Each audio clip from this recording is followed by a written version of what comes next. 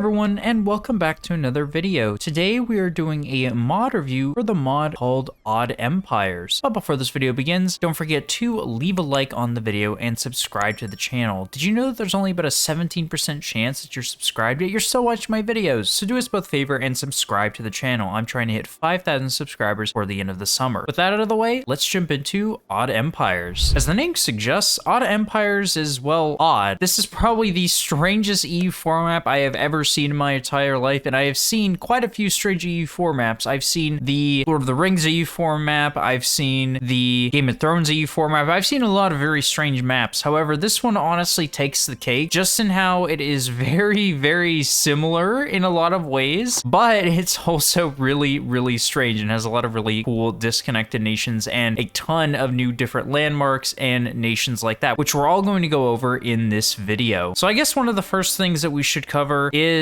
France. France has a massive channel going through it. France basically has had half of it cut in half, and we still have France, of course. We have Francia, but they're completely cut in half and are completely separate from the mainland, which is very cool. In fact, this part of France and Iberia are now islands, which I found to be quite interesting. I just realized that now Iberia is now technically a massive island, which is very cool. One of the things that I should say is that this mod is basically an alt history mod. It takes place very, very far in the future. As you can see, we're in the year 6899, so we're definitely not in 1444, and it basically is kind of some kind of big apocalyptic war happened. At least that's the thing that I got from reading the mod description, the Steam page, that there was a massive war and the apocalypse basically came, or the end of the world as we know it kind of happened, and this is how the world looks now. There was a massive war lasting forever, and this is how the world looks, and there's a bunch of different nations and tribes split up together. So this isn't meant to be 1444 EU4, even though you kind of are starting with some of the same tech. Instead, it's just meant to show kind of like how a nation would be if something really bad happened, basically if the world ended. In this mod, there are brand new mission trees for all of the brand new nations, of course, that the mod adds. Brand new mission trees, brand new religions, brand new cultures, and a bunch of flavor and events added to the various nations and just to the game itself. And of course, tons and tons of new tags. As you can see, just based off of a short glance here, we have a ton of brand new tags in just Italy alone, and even further into Eastern Europe, we have a ton of amazing new tags in North America. We even have a lot of new tags in the middle of the Atlantic, which we'll go over in just a second. We basically have new tags everywhere, so suffice to say, this mod adds a lot. Along with the weirdly split France and the island of Iberia, we have all of these amazing new religions. So look here, we do have Christianity, of course, and we actually do have a papal states, which I'll show in a little while, but it is Chalcedonian. There's really no Catholic. There's some other of these weird religions. There's like Druidism. There's these other ones up here, which we'll go over in a little while. There's Germanic. There's Suamensko. There's Remuva. There's this one right here, which looks to be some kind of Orthodox church or something like that, even though there is no Catholics, which is a little bit strange, but that's really cool still. We have the Shias, the Sunnis, Crematisms, Coptic, fetishists in Africa. We have these guys here who are also fetishists, just a new icon for them. And then coming over here, we have Hellenic, which I will tell you why they're Hellenic over here in a little while. It's actually really cool. Druidism, Arimism, of course, Totemists in the New World, Nahuatl, Tenochtitlan, Mayan, and going further south, we have Inti, which I believe is just kind of, yes, that's the normal South American religion. We have the Animists, of course, like normal. We have Confucians, which I don't really understand why, but I guess it's supposed to be kind of like some weird long-lost Chinese colony. At least that's what I assume it is. I'm sure there's something involving the mod which has changed that, but that's what I'm thinking at least. And then going over further east, we have, of course, Confucian, Vajrayana, we have Shinto, Animist, and of course the normal Buddhism here, the normal Sunni, Shia, this one right here, the Australian religion, which we always have, the Aborigine religion. We have more animists, we have Hindus, we have Manichaean, which I always love to see. I remember reviewing a mod, I think a couple months ago, where there was a lot of Manichaean, and that was really cool. I love when they add all of these new religions. We also have our beloved Nestorian Christianity here. How lovely. Again, I also reviewed a mod around that time that also had Nestorian, and I love when mods add a bunch of new religions, especially a bunch of new Christian religions. I think EU4 honestly is kind of lacking in some of the Christian religions, but let me know. Do you agree with that? Let me know in the comments down below. And of course, we have our beloved two Jewish provinces down here. Looking at Iberia, as you can see, Iberia is quite split up. A lot of these guys are vassals of this nation here, which is essentially just Castile. It has the same Castilian flag, but it's called this instead, and they are Chalcedonian. We also have Portugal, which again is is its own thing. It doesn't look like a ton of the rulers have changed. Of course, I believe for the kind of ahistorical nations, we do have separate rulers. Like this guy just doesn't exist in the base game, of course, but it does look like whoever is the ruler of these nations in base game 1444 EU4 is probably going to be the one who's ruling, which is absolutely fine. I can't imagine that they're going to go around and change all of the new leaders since they already have to when they do all the new ones anyway. The culture in Iberia is what is really cool. So the culture is, of course, split with all of the different ones. You have Portuguese, you have Castilian, you have Catalan, all these in the same group, but then you have this one down to the south called this, which is quite interesting. And there,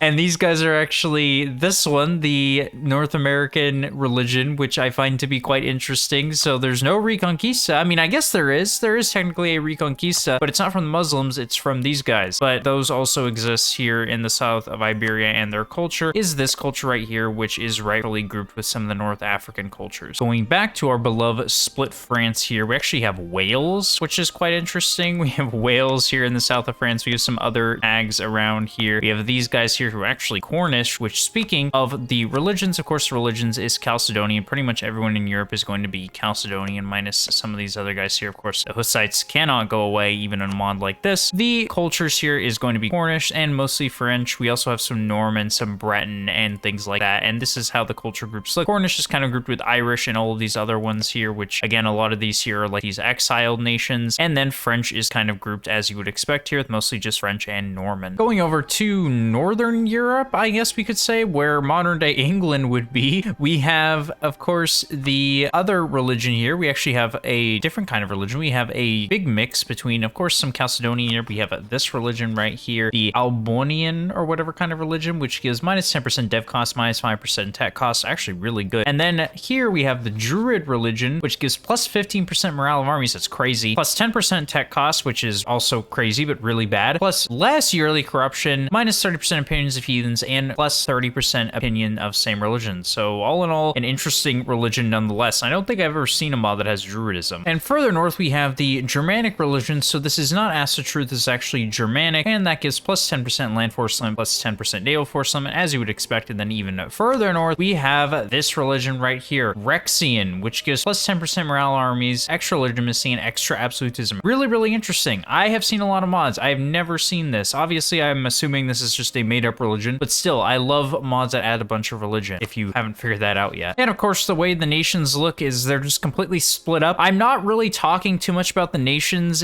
well, you can kind of see what's different yourself. It's kind of hard to compare what's different from the base game in terms of the map and where stuff is placed, just because it's a completely different map. We're not having the same map where there's different nations placed over it like it is in most mods. Instead, it's just a completely new redrawn map. This is like the Lord of the Rings mod or whatever. It's a completely new map. So it's really cool to see, and that's why I'm kind of really mentioning the nations, just because you can see for yourself they're completely different. And speaking of completely different nations, we have Holland over here, who are lovely Chalcedonian. We have Doggerland over here, who is Germanic, and the way the cultures are structured is kind of just like this. So we have Scottish, and Scottish is not grouped with Irish or Breton or Cornish, which is interesting. And we have these ones right here, and then we have the Visigoths, who are their own culture. Really, really cool. I didn't even know the Visigoths still existed, but that's interesting. The Basques are up here, which is really cool to see. I guess these guys are some kind of weird culture. They're grouped with Dutch or something. I know this is all fiction, but it's still really cool. And then we have this one right here, which is some kind of like New World, exile, North America type one, like this culture right here. Then even further north, we have Greenlandic, who is all, of course, grouped with the lovely Scandinavian cultures, as you would expect. It actually makes a lot of sense. Going over to Central Europe, the religions is relatively the same as it is everywhere else. Chalcedonian. We do have the beloved Hussites here, of course, in Bohemia, which, as you would expect, they don't go anywhere. It doesn't matter what the religion or what the mod is. The Hussites will always be there. They are eternal. But even in this mod, we still have Hussites. And looking here at the cultures,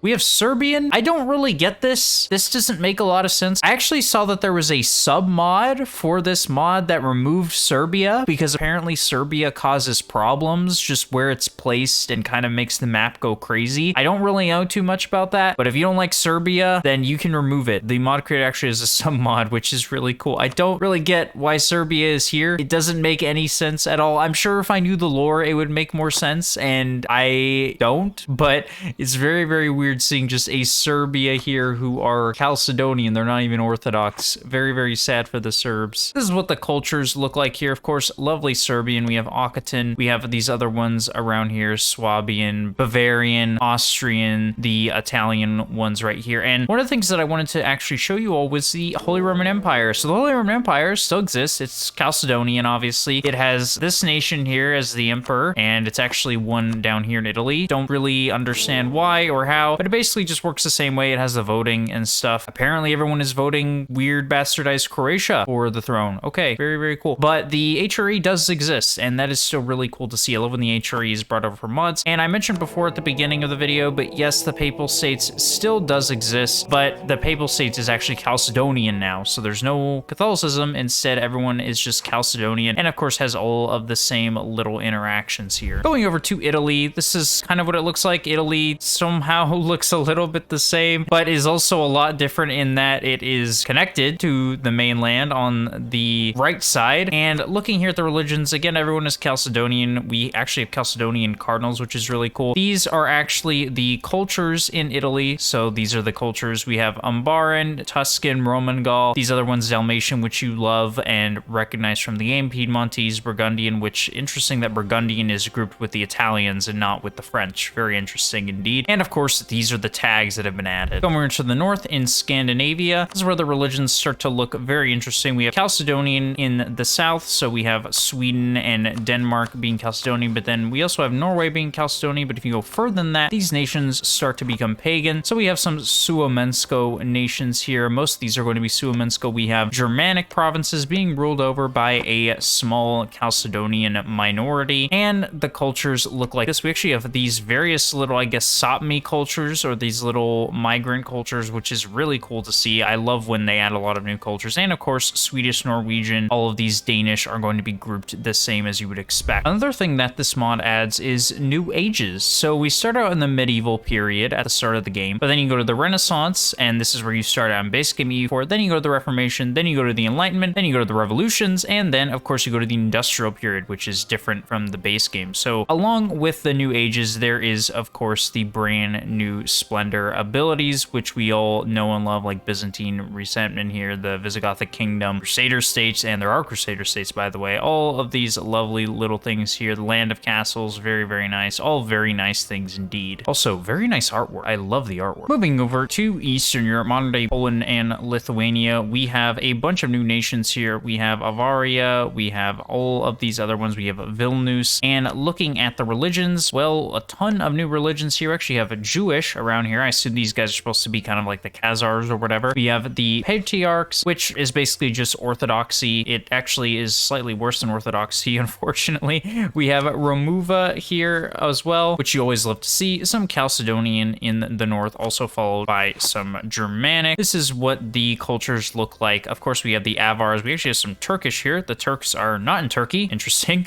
But we also have some Avars here, along with the Cumans, the Kazani, and things like that. Going even further east, over the Ural Mountains, this is what we have. We have the Kipchaks. These guys here, we have Herm here, who is lovely. They're actually independent, and Suomensko. Speaking of Suomensko, look at the religions around here. The further east you get, the more Suomensko it starts to become. It's Suomensko, and then the Suomensko is starting to rule over some Tangri. You really don't have a ton of Tangri nations. The only time you start to get Tangri is further down to the south, but in the north, you mostly have Suomensko. You also have this one here, the Solarano Lunarism. So it's some kind of interesting solar religion. It gives plus 10% local manpower, very powerful. -5 tolerance of heathens, -15% cultural conversion costs, -10% established holy order costs, and -100 opinion of heathens. So you better not be a heathen with these guys, or else they will hate you. And this is what some of the cultures look like. We have, of course, Uralic around here. We have Astrakani, Kazani, things like that. Some of these ones are in the base game, but a majority of these have been added to the mod. We have a Siberian here, which is its own little culture, which is, of course, grouped with Astrakani and Mishar. Going even further east, looking at the religion, of course, we have the Manichaean, like I mentioned before, Vargiana. We have some more Buddhism and a lot more Tangri. We also have some Hellenics, which I actually did not notice until now. I don't think I mentioned this. There are actually Hellenics here, which is really, really cool. I didn't even notice there were Hellenics this far east. And Hellenicism gives you -10% dev costs and +1 tolerance of the true faith. A really, really cool religion. Yeah, this is the ancient Greek and Roman gods. Really, really cool. And this is what the cultures look like. Pretty much what you would expect. Some of these I've never really heard of, like Tungus. Never heard of that one, but a majority of these are quite similar to the base game, and going a little bit further south but still east, looking at China, it is mostly Confucian combined with some Animist and of course the Hindu and some even Buddhist religions here, like you would expect. And then going over to Japan, again, we have a mostly Shinto Buddhist Japan with the Animists in the Northern Isles and even some Tangri ones up here, which is quite interesting. And looking at the cultures of China, again, quite different than in the base game as you would expect, although the Wu and stuff like these are still similar, but I think you do still have some other separate cultures here from the base game. And I mentioned before, there is an Empire of China, although it does look like there are way more decrees that you can pass, at least I think there are. And then there's these right here. The Emperor is not gaining any mandate, unfortunately, due to them not owning Beijing, as you would expect, and they also do not have a lot of tributaries, only starting with 4 right now, and they're all pretty disloyal. This is how the cultures look in this part of the world. I already did show you the religions here, pretty much the same as they are in the base game. Some of the provinces I think are slightly different in terms of what religion they have. Of course, the provinces further south are completely different, and so are the religions and cultures. You actually have this one right here. It's still the Australian religion here, the Aborigines, which is quite interesting. However, the cultures are quite different here. You have this one here, and it actually starts out as uncolonized, other than these little nations right here. Again, a really fun way to colonize, definitely, by having this massive island here. Going over to this little island here, this kind of separate part from India, we actually have the religions, which looks like this. Of course, as you would expect, it's kind of split, kind of how India is normally, split between Sunni with the Buddhists here, even some animist religions here, and this one right here, some more Theravada and stuff like that, some more Buddhist. And of course, this little strip of island here, which is uncolonized, is also animist. I don't know if I mentioned this, but Antarctica is also colonizable, which is really cool. I absolutely wish this was colonizable in the base game of EU4. I know that Antarctica was discovered way, way later than when EU4 ends. However, it is really cool just to see how it would look if someone colonized Antarctica in base game EU4. It would probably be the Spanish, as the Spanish like to do that. It would either be the Spanish or the little Dutch miners that love to colonize around here. You always have Friesland or something just having random colonies popping up everywhere. That's probably what it would look like. Taking a look at Africa, or rather Africa with a bunch of holes in the middle, we have something like this with the religions. A majority of Africa is going to be fetishist, minus some of these nations that are Coptic or Kemetism, which I've actually never heard of this one before. This one, I guess, is some kind of ancient religion thing here. I don't really know. I guess the ancient Egyptian religion. Yeah, it's the ancient Egyptian religion here in this part of Africa. But this is only in the North of Africa. Majority of sub-Saharan Africa, in fact, pretty much all of sub-Saharan Africa, is going to be split between the fetishists and the Sunnis, with some Coptics around here, and of course the Jewish provinces that we all know and love from the base game. And this is also what the cultures look like in this part of the world. I'd be lying if I told you if I knew the cultures in Africa. I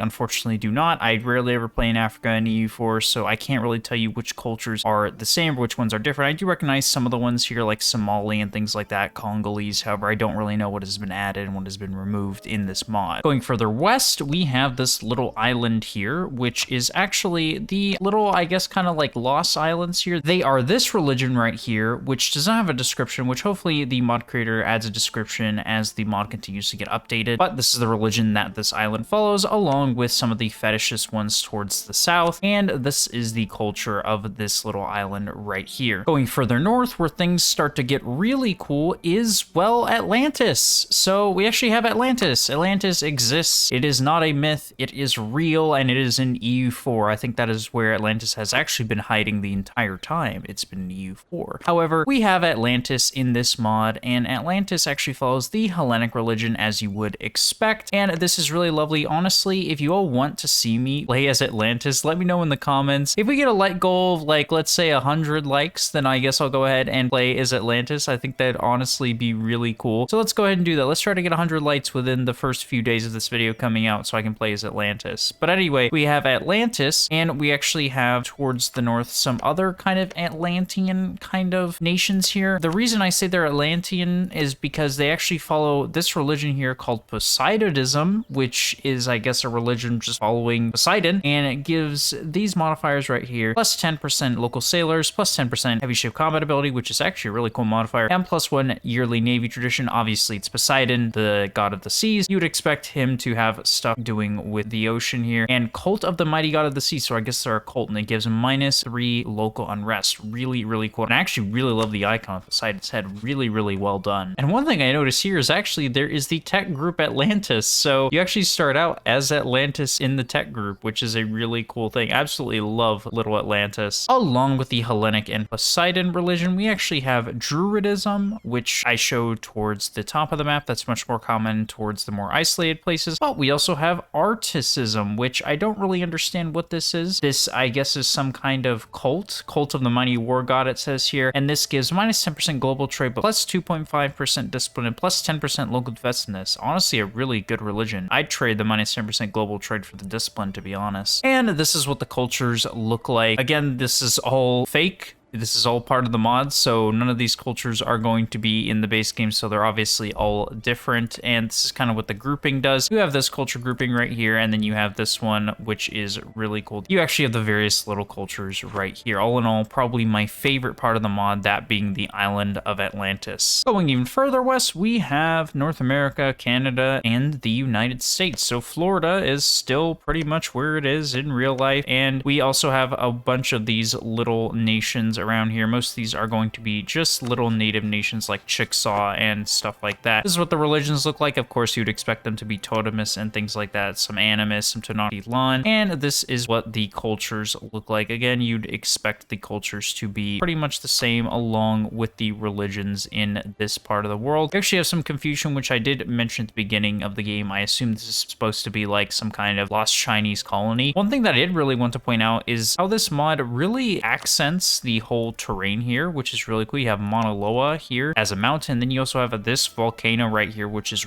really amazing. Look at this absolutely amazing volcano. That is so cool. I love how this mod changes the map and accents it. Really, really nice. I don't really know if I mentioned this before, but the mod actually adds brand new trade nodes. So I know I did mention the trade goods, but the mod actually adds brand new trade nodes. So these are the trade nodes that have been added to the mod. You have various ones around here. Honestly, they don't really make a lot of sense, but this mod also doesn't make a lot of sense, so these trade nodes are very fitting to the mod as you would expect them to be. This mod, Odd Empires, is probably one of the coolest mods I have reviewed in a very long time. Not that the other mods that I've reviewed haven't been very good, but this one is definitely one of the most in-depth, and you could honestly play a full playthrough with this mod and basically almost play like a completely different game. It is that much of an in-depth mod, and if I had to rate it, I'd honestly rate this mod probably a 9 out of 10. It's absolutely amazing. It adds so much to the game. It adds different things to the map. It changes the map. It adds more terrain features. So definitely a 9 out of 10 for this mod called Odd Empires. Let me know what other mod I should review down below in the comments. I'm always looking for new mods to review, but before you go, don't forget to leave a like on the video and subscribe to the channel, but also don't forget to join the Discord. I have the Discord link down below. The Discord is the best place to talk to me and meet other EU4 players and content creators, as well as other people who might play CK3, EU3, CK2, and even Victoria 3. So if those are all your games, definitely join the Discord down below. Thank you very much for watching, and I'll see you next time.